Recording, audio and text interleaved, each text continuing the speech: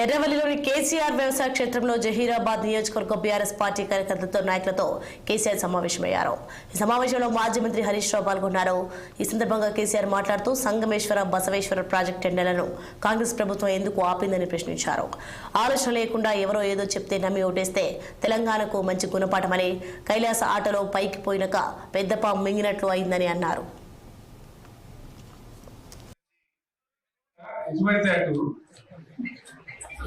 ఎవడో ఏదో చెప్తే నమ్మి ఓటు చేస్తే ఏమైంది అనేది మంచి గుణపాఠం తెలంగాణ గ్యారంటీ.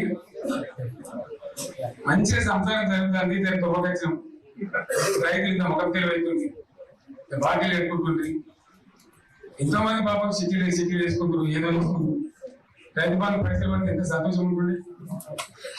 ఆయన మనం గంగా వేస్తాం ఇప్పుడు వాడు ఇంతలో ఏదో బాగుంటుంటాడు. ఇచ్చినప్పుడు మోసం ఎందుకు మళ్ళీ ఎలక్షన్ కోసం దానికోసం చేస్తారు తప్ప కర్మేండ ప్రేమ ఇచ్చేది ఇచ్చే ఉంటుందా? మనం ఉన్నప్పుడు కరోనా వచ్చింది. కరోనా వస్తే నేను రైతు బంధు ఆపలేదు. కరోనా వచ్చి రాష్ట్రానికి రూపాయలు ఆదాయం వ్యవసాయం అయితే జరగాలి కదా, తప్పదని చెప్పి ఈవెన్ కరోనా ఉంటే కూడా రైతు బంధు ఆపలేదు. అంత ఒక నిర్ణయం తీసుకొని రైతాంగాన్ని నిలబెట్టాలని, కాపాడుకోవాలని చెప్పి మంచి స్కీములు తెచ్చి వాళ్ళని కాపాడుకుంటున్నారు. గౌరవంగా వచ్చింది రైతు బీమా వచ్చినాడు. రైతు బీమా పెడితే ఎంతమందికి సాయం జరిగింది? గుంట భూముల్లో కూడా మంచిగా సాయం జరిగింది, చిన్న రైతు కూడా సాయం జరిగింది. అట్లా అందరికి మనం గొర్రెల కాపల గొర్రెలు వేయడం కానీ, చేప పిల్లలు కానీ, అనేక రకాల అన్ని వర్గాల ప్రజలు ఎట్లా ఆదుకోవాలని ఆదుకున్నాం. మా తెలంగాణ కదా మేము తెచ్చుకున్నాం కష్టపడి. మా వాళ్ళందరూ పైకి రావాలి. కాంగ్రెస్ గవర్నమెంట్, కాంగ్రెస్ పార్టీ మొదటి నుంచి కూడా ముస్లింలు ఓట్లేస్తున్నారు తప్ప ముస్లింలకు మనం చేసిందా? ఇమాం మౌదానికి మన జీతం ఇచ్చిందా? మన మధ్యగానే ఫస్ట్ టైం వాళ్ళని గుర్తించి వాళ్ళని గౌరవించుకున్నాం. ముస్లిం మైనారిటీ పిల్లలకు, మన గిరిజన పిల్లలకు, మన ఎస్సీ పిల్లలకు, మన బీసీ పిల్లలకు ఎంత మంచి రెసిడెన్షియల్ స్కూల్ పెట్టుకున్నాం. అందరినీ కూడా ముందు తీసుకుపోవాలి. ఇవాళ మనకన్నా ఉందని నాకు బాధ కలిగేది ఏంటంటే, చిన్న వర్గాల ప్రజలు కాన్వెంట్ స్కూళ్ళలో చదివించలేదు. వాళ్ళ పిల్లలు కూడా బాగా చదవాలని చెప్పి ఎస్సీలకు, బీసీలకు, మన గిరిజనులకు, మన మైనారిటీ సోదరులకు గురుకుల పాఠశాల పెట్టారు. అద్భుతమైన చదువు చదువుతున్నారు. ఇవాళ మొత్తం రోజు బడి పిల్లలు విషాహారము, కడుపునొచ్చుడు, బాధపడు, పువ్వులు అన్నం పెట్టుడు, పిల్లలు వెళ్ళిపోతున్నారు. ఆ స్కూల్లో జిల్లాలకు వెళ్ళిపోతున్నారు. తల్లిదండ్రులు కూడా భయపడి తీసుకుపోతున్నారు. ఏం కోరే మీకు నాకు అర్థం కాదు.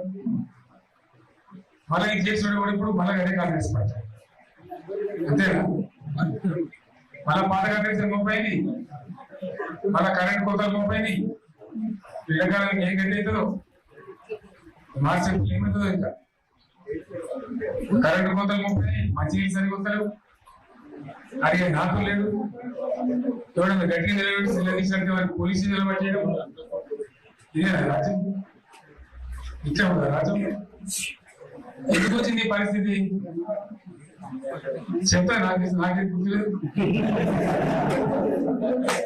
నేనేమంటున్నానంటే, ఇట్లా అనేక పనులు చేసుకున్నాం. మనం గోదావరి నుంచి నీళ్ళు తెచ్చుకుంటాం. నీళ్ళు తెచ్చుకొని మంచినీళ్ళ తర్వాత సాగు నీళ్ళు కూడా పడాలి.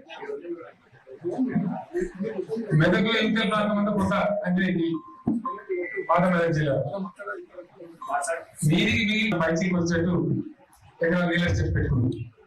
టెండర్లు పెంచడం, పనులు స్టార్ట్ అయినాయి, ఉత్తరాలు వచ్చిండ్రు, పనులు మొదలు పెట్టింది. ఇవాళ కాంగ్రెస్ గవర్నమెంట్ ఆ టెండర్లు ఎందుకు ఆపింది? సంగమేశ్వర బసవేశ్వర ఎత్తిపోతల పథకాలు ఎందుకు నిలిపేసింది? రోడ్డు కోసం నిలిపేసినట్టు నేను హరీష్ రావు చెప్తున్నా. మీరు రెండు తాలూకాల ప్రజలు కూడా సమీకరించి సంగమేశ్వర బసవేశ్వర పెద్ద ఎత్తున దండయాత్ర తప్పదు కదా. తెలంగాణ వచ్చి ఇది కూడా రావాలని కొట్టాలంటే అంటే విద్యుత్ వస్తాయి. సంగమేశ్వర లిఫ్ట్ రావాల్సిందే, బసవేశ్వర లిఫ్ట్ రావాల్సిందే. ఖచ్చితంగా 2 తాలూకాలు కూడా 1,50,000 నీళ్లు వస్తే